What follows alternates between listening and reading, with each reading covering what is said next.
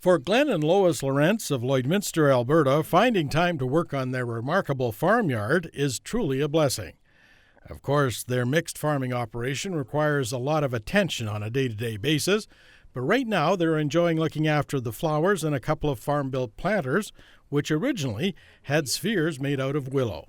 We're getting older. We didn't want to go digging for willow and redoing the spheres every few years, so we decided to make something more permanent. So I decided to weld some rebar up that was made into pre-rolled, and I just welded it into different diameters, and this is the first year for them. They're sitting on a couple planters that I built, and hopefully the plants will like them. This part of the yard used to be a vegetable garden, but that all changed thanks mainly to oil activity in the surrounding area in recent years. They were digging a pipeline in one of our neighbor's land, and I found out the story of this rock. Another part of this rock is originally the neighbors had tried to dynamite it out. It was in the middle of a field, and they'd put a bunch of dynamite under it, and they couldn't move it. But time came along and they decided to put a pipeline right there. The rock ended up being excavated, and they needed a place to put it, and I said, I got a good spot for it. So I put a stake in the yard, and Lois and I left for the day, and when we came home, the rock was in the middle of what used to be my vegetable garden. The rock immediately became a focal point for this area, and they felt a pond would set it off nicely. The lined pond is about 3 feet deep and close to 20 feet long. Glen says every couple of years or so they drain the pond and clean it out, but in between they try to keep the water clean naturally. I just try to make natural plants do that. I have some cattails in there, some sedges from the dugouts around. I do have pond lilies in it that I winter in the basement. Again, they won't survive the pond. And the more activity you can have living in your pond, the cleaner it becomes. But there is problems with algae occasionally. They decided to put in a bench at the edge of the pond and gradually created one of Lois's favorite spots in the whole yard. I love to sit here in the morning. The sun's behind me, and the light on the pond is beautiful, and the air is usually, nice and cool in the morning. And I planted woolly thyme around this flat rock. I was very excited when we found this flat rock because I thought, awesome, it'll be a great coffee table somewhere.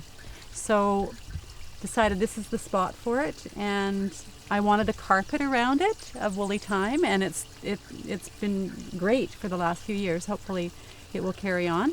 And it's lovely. You can put your bare feet in it. You can smell the thyme. It's wonderful in the morning. It's a beautiful spot to sit. Behind the bench is a patio made of bricks, which were salvaged from an old chimney.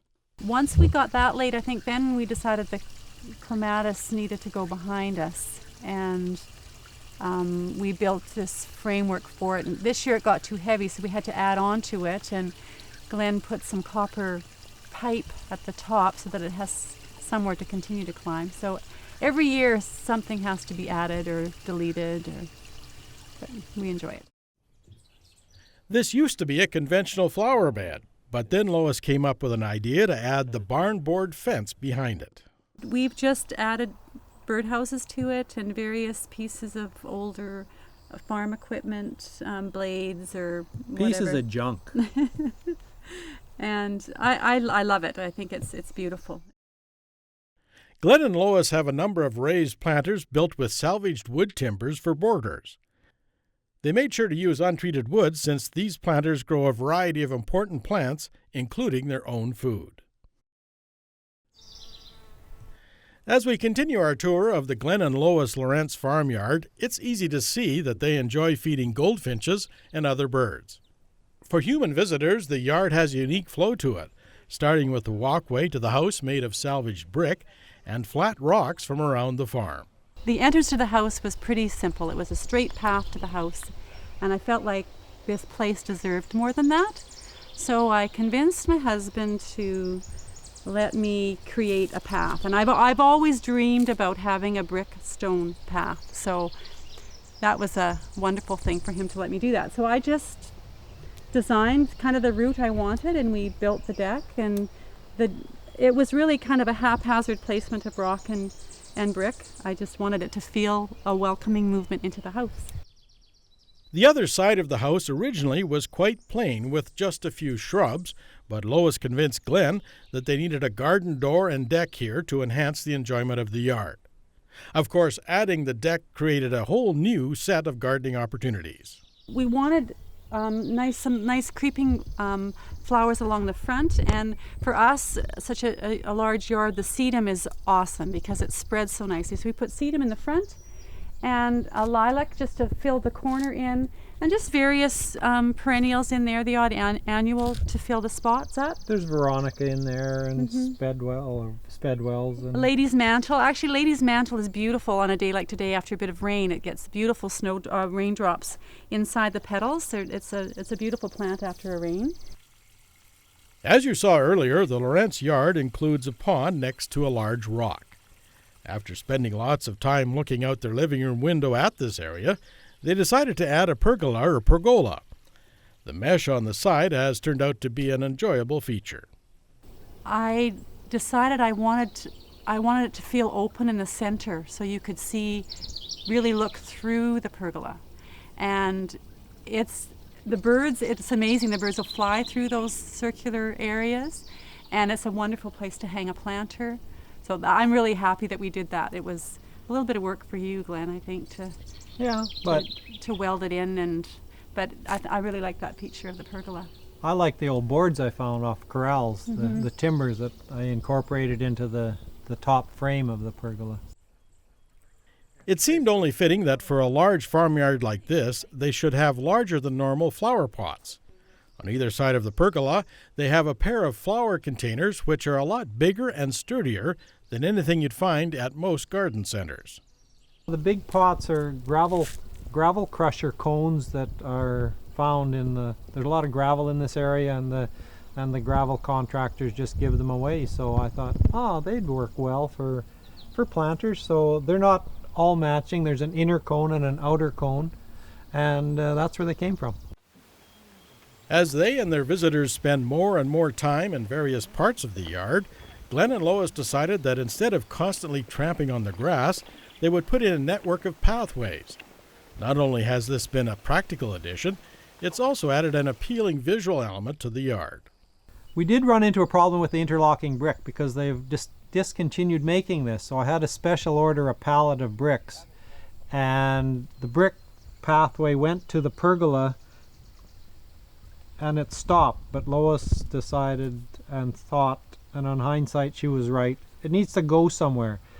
So we carried on with it, and there are no more bricks, so I made the rest of the paths out of gravel in the garden area. This is hard surfaced for walking area. It's easier for walking people. We have a lot of garden parties. Further along one of the pathways, we find a large steel wheel, which, in addition to being an eye-catching yard ornament, is also closely tied to the history of this farm. This is before my time, but there was a quarter section of land here that all the land in here was broken by steel wheel tractors usually, and this belonged to a neighbor, and it was on his tractor, and it was hauled into the bush, and this garden demanded something taller at the back to go with the circles in the pergola that we've talked about, and this wheel just fit it, and I leaned it up. Since they have put in so much work on the yard and the various gardens, there is always a concern over excessive losses to wildlife. Glen believes he scared off at least a few of the critters by setting up a series of motion sensors hooked up to the irrigation system. It's an ongoing struggle, but I don't mind sharing a little bit, but I like to think I've got some of them beat by putting up the motion sensors. Glen says he's long been a fan of food cooked over a fire. They used to have a fire pit, but it wasn't being used much, so he and Lois recently decided to add a stone oven to their yard. So we brought it home, and just how to put it here was the question. And again, we sat one winter, I think, we looked out our back door and decided where we would want it. And there's a number of rocks on the farm, so we needed to bring it up to eye level. So I built the base out of cinder block to get it up.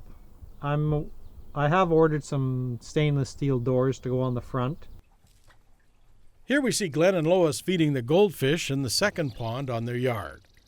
Whether it's fish or birds or the yard itself, they feel the enjoyment they get here is in many ways an extension of their love of life as farmers.